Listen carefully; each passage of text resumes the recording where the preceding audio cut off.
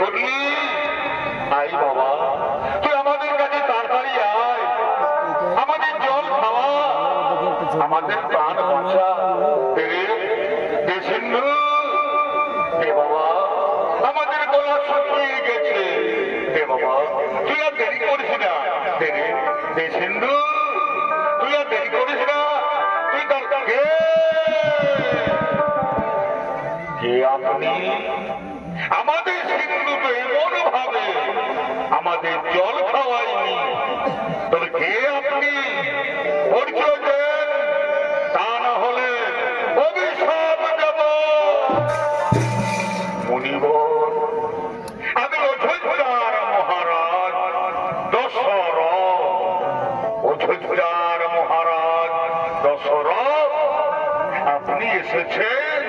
হে রাজন, আমাদের সিন্ধুর সাথে আপনার কি দেখা হয়েছে? আমাদের সিন্ধু গেছিল ওই নদীর পারে জল আনতে, তার সাথে আপনার কি দেখা হয়েছে? মুনিবর, আজ আমি মহাপাপী। মুনিবর, আজ আমি মহাপাপী রাজা দশরথ। কেন রাজা, কি পাপ করেছো তুমি? আমাদের কাছে বলো, কি পাপ করেছো তুমি? মুনিবর, আপনাদের সিন্ধু ওই নদীতে জল তুলতেছিল, আমি অমৃগীর অপেক্ষা করে বসেছিলাম। আমি মনে মনে ভাবলাম হয়তো কোনো হরিণী জল পান করছে। আমি আর কাল বিলম্ব না করে আমি আমার শব্দবেদী বাণ নিক্ষেপ করি, আর সেইবারে আপনাদের সিন্ধুকে আমি হত্যা করেছি। মুনিবর, আমি হত্যা করেছি।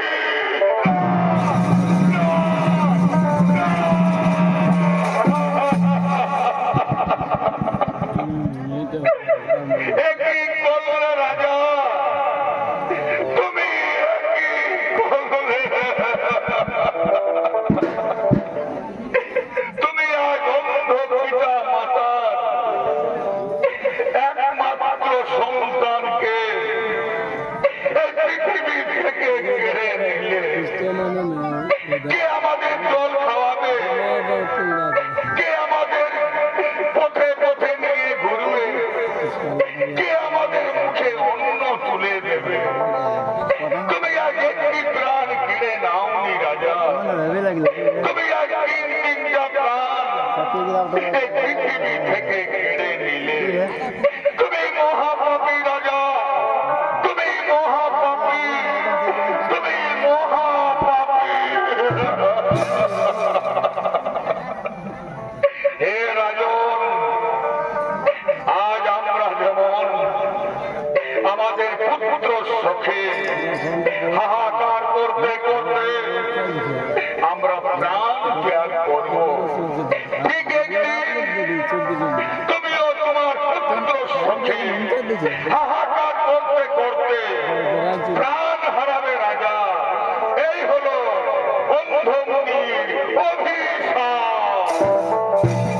হে মুনিবর, আপনার অভিশাপকে আশীর্বাদ মনে করে আমি মাথা থেকে নিলাম। কিন্তু হে মুনিবর, আমার যে কোনো পুত্র সন্তান নেই, আমি যে অপুত্র, আমি যে আটপুরা রাজা। মুনিবর, আমি যে আটপুরা রাজা দশরথ। কি বললে? তোমার পুত্র সন্তান নেই? না, তা হতে পারে না। অন্ধমুনির অভিশাপ কোনদিন মিথ্যা যাবে না। অচিরে তোমার গৃহে 4টি সন্তান হবে, আর সেই সন্তানের শোকে তুমি একদিন প্রাণ হারাবে রাজা। এই হলো অন্ধমুনির অভিশাপ। হে রাজন, তুমি একবার আমাদের সিন্ধুর কাছে নিয়ে চলো রাজা। তুমি আমাদের সিন্ধুর কাছে নিয়ে চলো।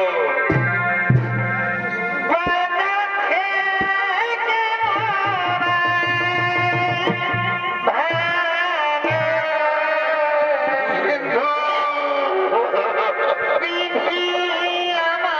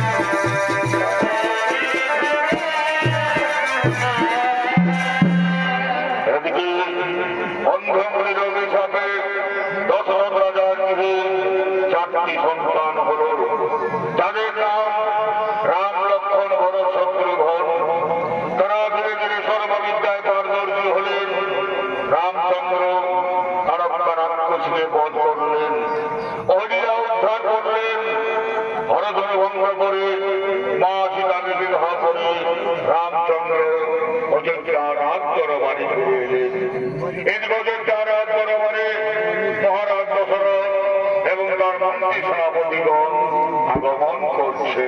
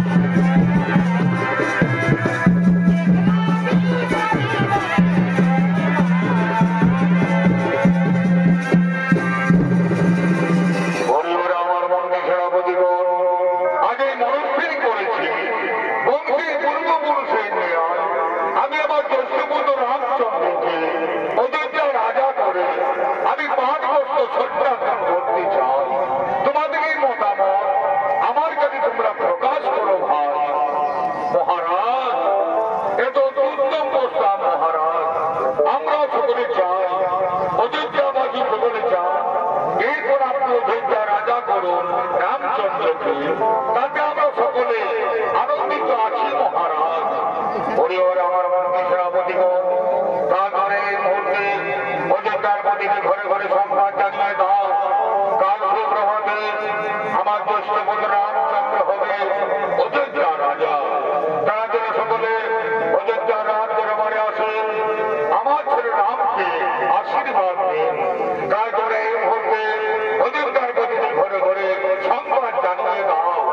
তাই হবে মহারাজ, তাই হবে।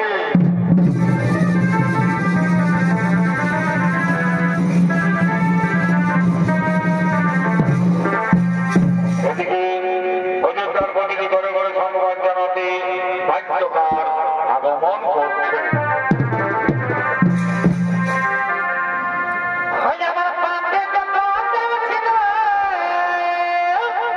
রাম রাম রাম রাম রাম রাম রাম রাম রাম।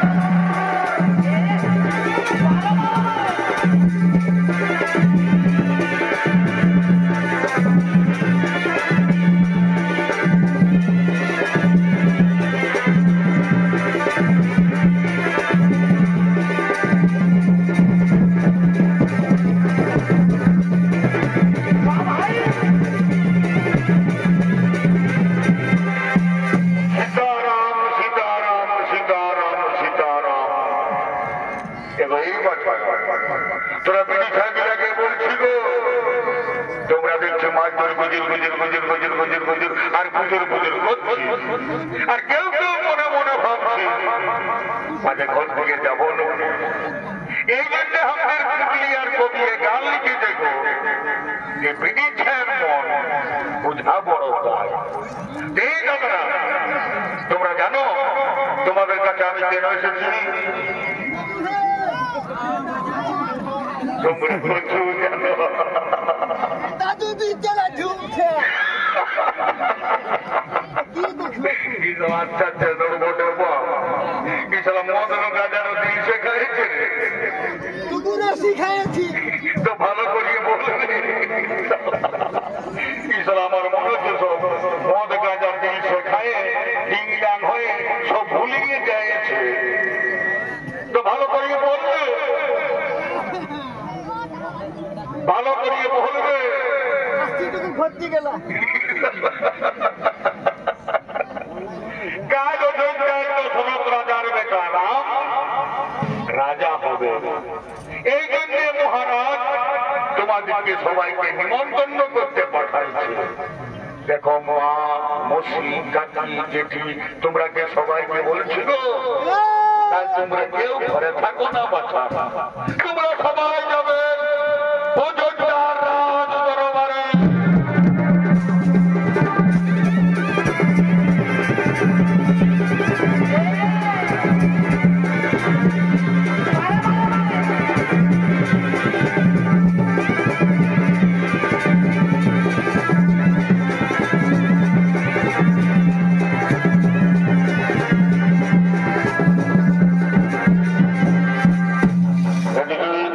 অযোধ্যার অন্তপুরে মহারানী কৈকেয়ী এবং তার দাসীগণ আগমন করছে।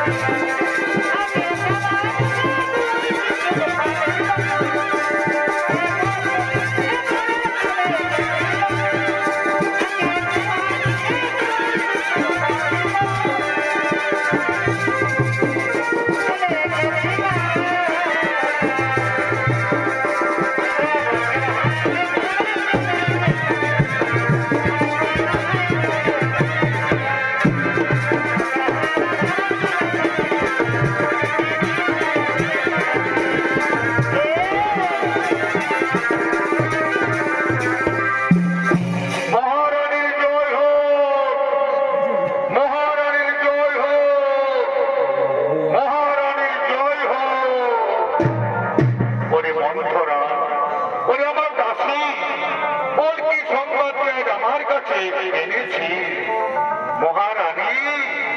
কালবিদ্যায় রাজা হবে রামচন্দ্র, এই সংবাদ আমি তোমার কাছে এনেছি।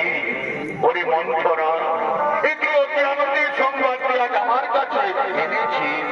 কালবিদ্যায় রাজা হবে রামচন্দ্র, এর থেকে আর আমার কাছে কি আনন্দের সংবাদ হতে পারেনি মন্থরা? এই নেওয়ার করার রত্নহার তোকে আমি পুরস্কারে পুরস্কৃত করলাম। ছি মহারানী, রাম রাজা হবে আর তোমার এত আনন্দ কিসে? না রে মন্থরা, তুই কথা আমার বলিস না। রাম আমার জ্যেষ্ঠ পুত্র, সে আমাকে সর্বক্ষণ মামা বলে ডাকে, তাই রাম রাজা হলে আমার কোনো দুঃখ নেই রে মন্থরা। মহারানী, তুমি ভেবে দেখো, রাম রাজা হলে ভরত হবে রামের দাস, আর তুমি হবে কৌশল্যা দাসী। তার থেকে তোমার মৃত্যু অনেক ভালো রানী। তুমি মরে যাও, তুমি মরে যাও। নারে মন্থরা, কেউ কথা আমার বলিস না। রামকে আমি ভরতের থেকে অনেক ভালোবাসি, সে আমাকে সর্বক্ষণ মামা বলে ডাকে, তাই রাম রাজা হলে আমার কোনো দুঃখ নেই রে মন্থরা। মহারানী, তুমি ভেবে দেখো, আর তুমি যদি আমার কথায় চলো, তবে আমি তোমার ছেলে ভরতকে অযোধ্যা রাজা করে দেব। কেমন করে মেরে দাসী আমার ছেলে ভরত অযোধ্যা রাজা? বল তুই, কেমন করে হবে আমার ছেলে ভরত অযোধ্যা রাজা? মহারানী, পূর্বে দেবতা দানবদের যুদ্ধে মহারাজ ক্ষতবিক্ষত হয়ে এসেছিলেন, তখন মহারাজকে তুমি সেবা যত্ন করে ভালো করেছিলে। তখন মহারাজ তোমাকে দুটি বর দিতে চেয়েছিল। আজ তুমি মহারাজের কাছে সেই দুটি বর চেয়ে নাও। এক বরে করো তোমার ছেলে ভরতকে অযোধ্যা রাজা, আর এক বরে করো রামকে 14 বছর বনবাসী। এরে মন্থরা, আজ আমি তাই করবো। আজ আমি মহারাজের কাছে দুটি বর চাইব। এক করে করবো আমার ছেলে ভরতকে অযোধ্যা রাজা, আর এক করে করবো রামকে 14 বছর বনবাসী। মহারানী, তুমি তোমার অলঙ্কার খুলে ফেলো, তুমি মাটিতে পড়ে থাকো, তবেই তুমি মহারাজের কাছে ওই দুটি বর পাবে। ওই তো মহারাজ তোমার কাছেই আসছে। এখন আমি আসি রানী, এখন আমি আসি। মহারানী,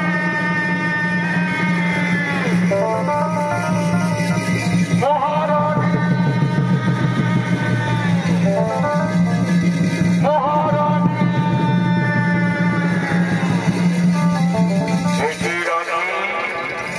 কেন আনন্দের দিনে মাটিতে পড়ে রয়েছ? তোমার কি কোনো অসুখ করেছে, নাকি তোমাকে কেউ কোনো করেছ অপমান? না রাজা, না, আমার করেনি কোনো অসুখ, আমাকে কেউ কোনো করেনি অপমান। আজ আমি নিজের খেলায় মরতে চাই রাজা। এই কয়েকটি আর অযোধ্যায় বেঁচে থাকবে না রাজা। তুমি কয়েকটিকে মরতে দাও, তুমি কয়েকটিকে মরতে দাও। না রানী, না, আমি তোমাকে মরতে দেব না। তুমি আমার নয়নের মণি, তুমি আমার অন্তরের আলো, তুমি আমার সর্বশ্রেষ্ঠ রানী। আমি তোমাকে সমস্ত রানীর থেকে ভালোবাসি রানী। তাই বলো, আজ আনন্দের দিনে তুমি আমার কাছে কি চাও? তুমি আমার কাছে যা চাইবে আমি তোমাকে তাই দেব হাসি মুখে। রাজা, তোমার মনে আছে পূর্বে দেবতা দানবদের যুদ্ধে তুমি ক্ষতবিক্ষত এসেছিলে, তখন আমি তোমাকে সেবা যত্ন করে ভালো করেছিলাম। তখন তুমি আমাকে দুটি বর দিতে চেয়েছিলে। আজ আমি তোমার কাছে সেই দুটি বর চাই রাজা। বলো, তুমি আমাকে সেই দুটি বর দেবে? রানী, আমি আমার রামের নামে শপথ নিয়ে বলছি, তুমি তোমাকে তাই দেব। বলো রানী বলো, তুমি আমার কাছে কি পেলে আজ আনন্দিত হবে? রাজা, আমি চাই এই মনে করুন আমার ছেলে ভরত অযোধ্যা রাজা, আর এক মনে করুন রামকে 14 বছর বনবাসী।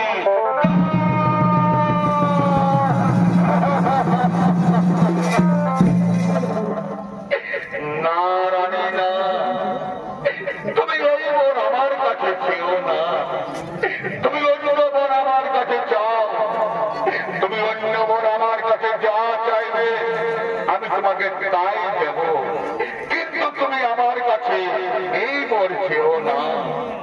না রাজা না, ওই জগরে আমার প্রয়োজন নেই রাজা।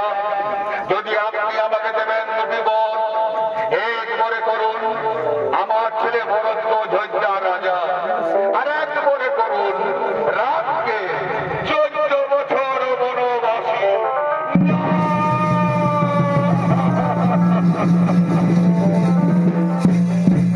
কোথায় বজ্র তুমি মস্তকে এসে পড়ো আমার, চূর্ণ বিচূর্ণ করে দাও দেহ আমার। এই কথা শোনার পূর্বে আমার মৃত্যু হলো না কেন? আমার মৃত্যু হলো না কেন?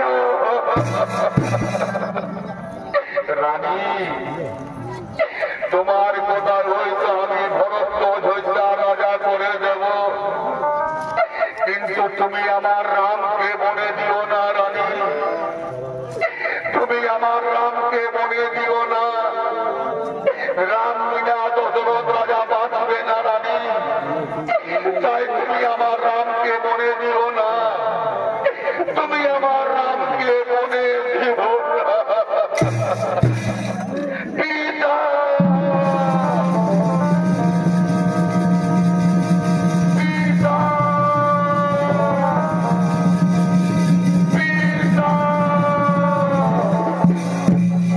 পিতা, কেন সিংহাসন ছেড়ে মাটিতে পড়ে আছেন? কি হয়েছে আপনার? কেন আপনি আমার সাথে কথা বলছেন না? মা, মা গো, তুমি তো সকলেই জানো মা, কি হয়েছে আমার পিতা? কেন উনি আমার সাথে কথা বলছেন না? ওরে রাম, তোর পিতা আজ আমার কাছে অঙ্গীকার আবদ্ধ, আজ আমি ওনার কাছে দুটি বর চেয়েছি, এক করে করতে হবে আমার ছেলে ভরত অযোধ্যা রাজা, আর এক করে হবে তুমি 14 বছর বনবাসী। মা, এই কথা মা, এই জন্য আমার পিতা পড়ে আছেন মাটিতে। না পিতা না, উঠুন আপনি, সিংহাসন গ্রহণ করুন, ভরতকে কোন অযোধ্যা রাজা, রাম হবে 14 বছর বনবাসী।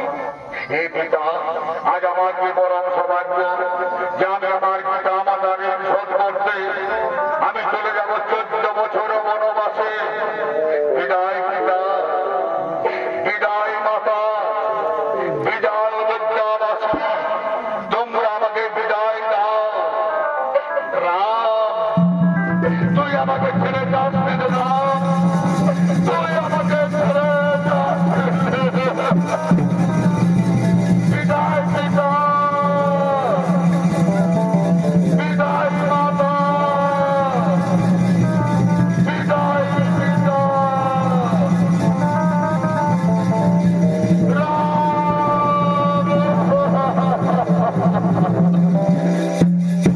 এদিকে রাম লক্ষ্মণ সীতা চলে গেলেন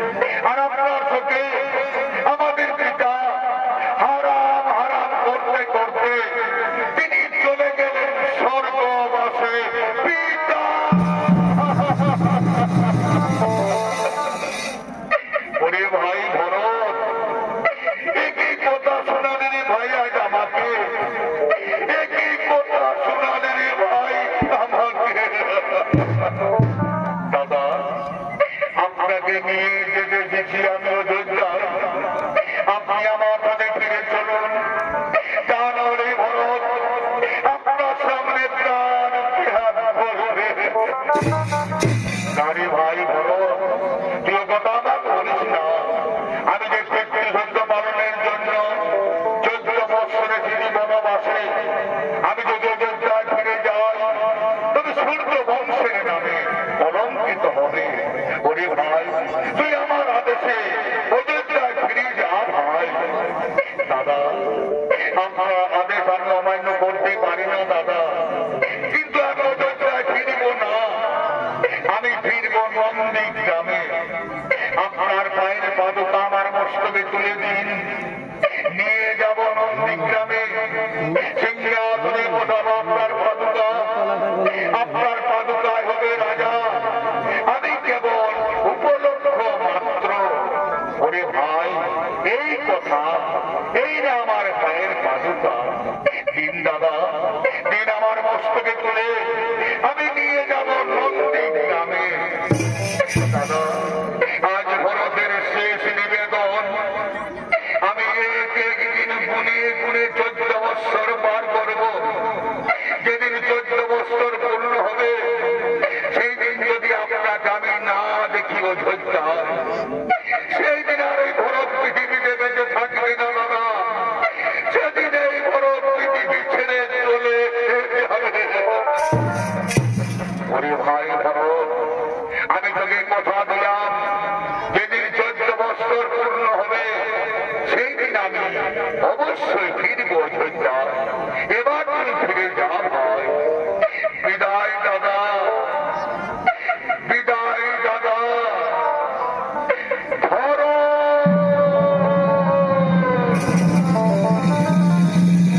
বিদায় দাদা।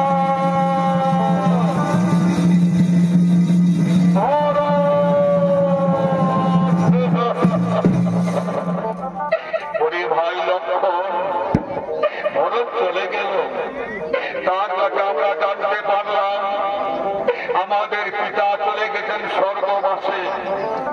তাই পুত্রের কর্তব্য হলো পিতাকে পিণ্ড দান করা।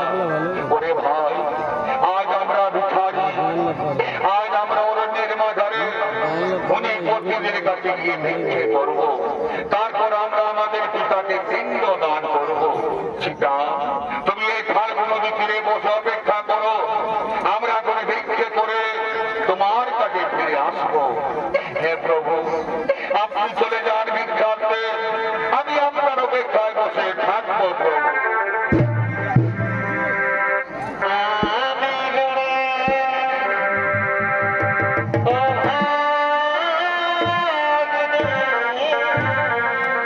আজ ভগবান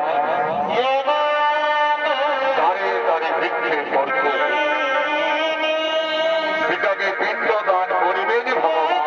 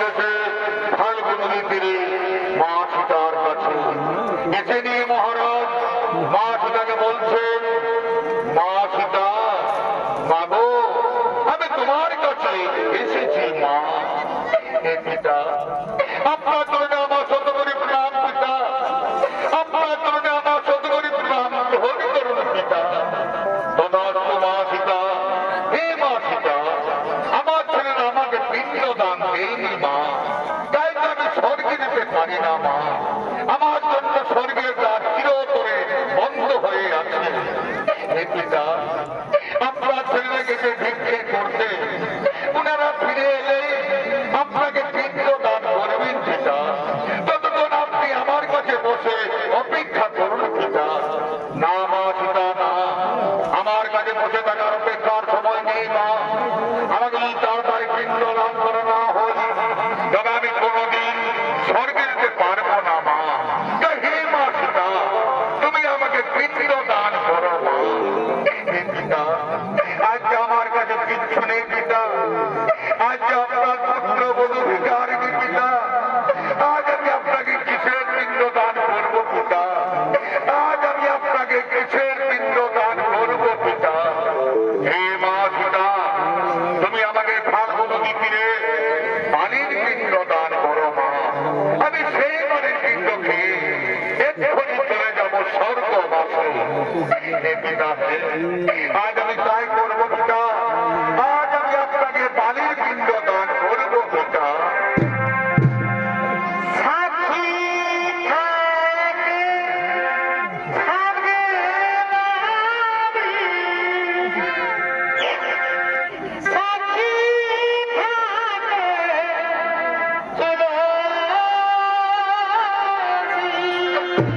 ওরে ফাল্গু নদী, ওরে তুলসী, আজ তোমরা সাক্ষী থাকো। আজ তোমাদের সাক্ষী রেখে আমি আমার শ্বশুরকে পানির পিণ্ড দান করছি। আমার প্রভু এলে তোমরা তাকে বলে দিও যে আমি আমার শ্বশুরকে পানির পিণ্ড দান করেছি।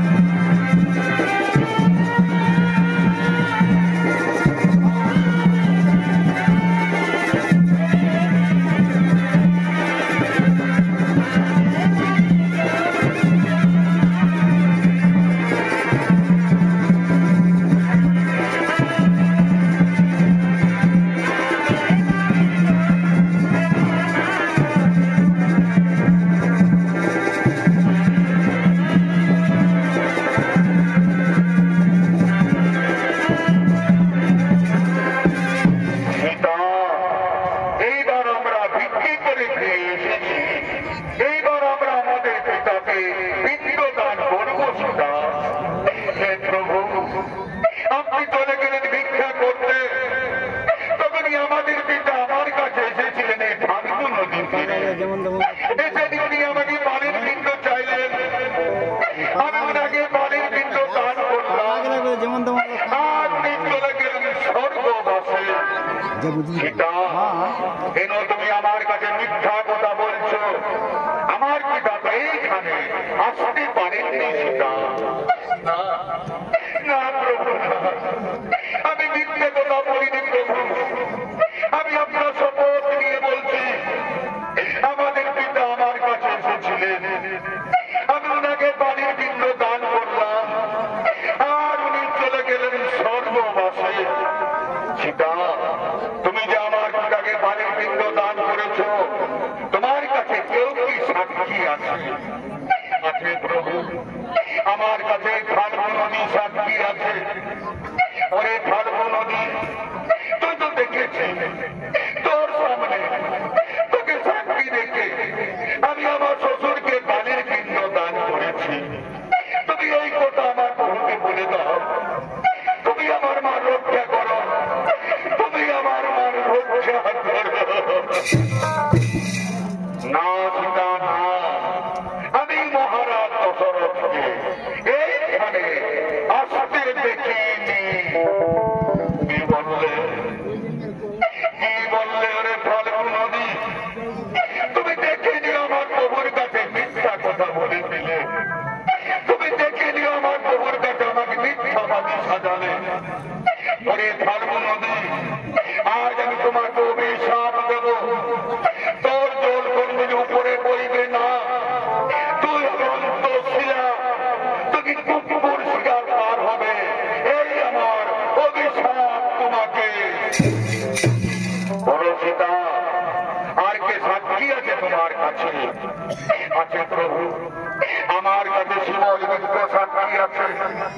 পরে শিমল বৃক্ষ, তুই তো দেখেছিস তোর সামনে, তোকে সাক্ষী রেখে আমি আমার শ্বশুরকে বালির পিণ্ড দান করেছি। তুমি এই কথা আমার প্রভুকে বলে দাও, তুমি আমার মান রক্ষা করো, তুমি আমার মান রক্ষা করো।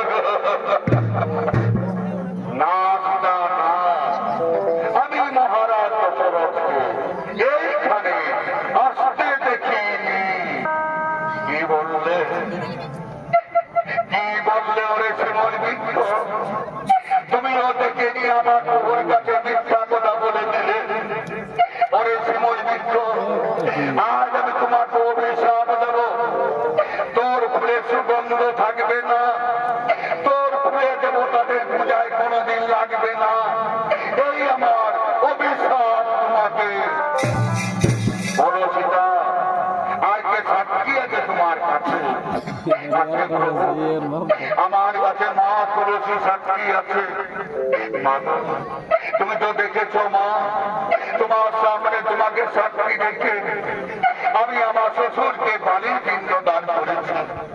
তুমি এই কথা আমার প্রভুকে বলে দাও, তুমি আমার মান রক্ষা করো, তুমি আমার মান রক্ষা করো। না সীতা, না, আমি মহারাজ দশরথকে এইখানে আসতে দেখিনি। মা,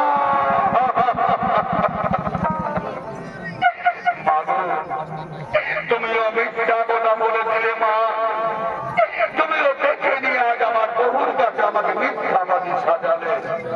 হে মা তুলসী, আজ আমি তোমাকে অভিশাপ দেব, তোর গাছ যেখানে সেখানে বার হবে, তোমাকে কুকুর ঘৃণা করবে, এই আমার অভিশাপ তোমাকে। বলো সীতা, আর কে সাক্ষী আছে তোমার কাছে?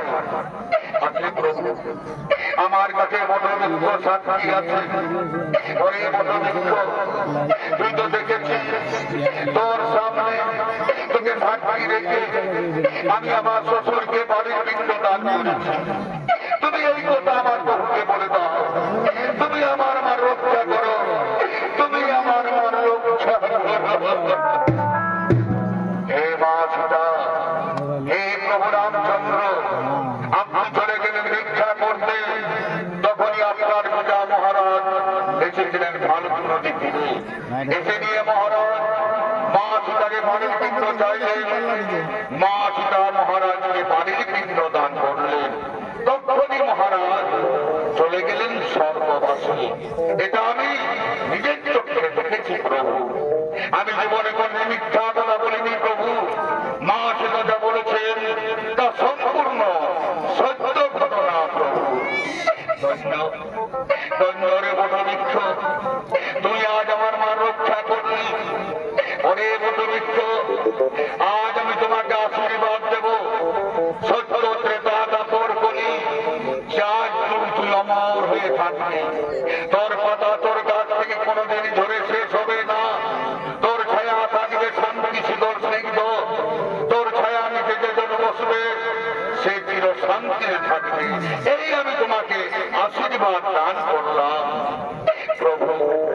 এবার তার মিথ্যে বলিনি প্রভু, এবার আমি মিথ্যে বলিনি।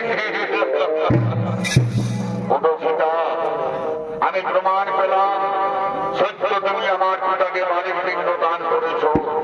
তাই নারী হয়ে জগতের মুখে পিণ্ড দানের সাথে যুগে যুগে মানবের মুখে অমর হয়ে থাকবে। এই আমি তোমাকে আশীর্বাদ দান করলাম।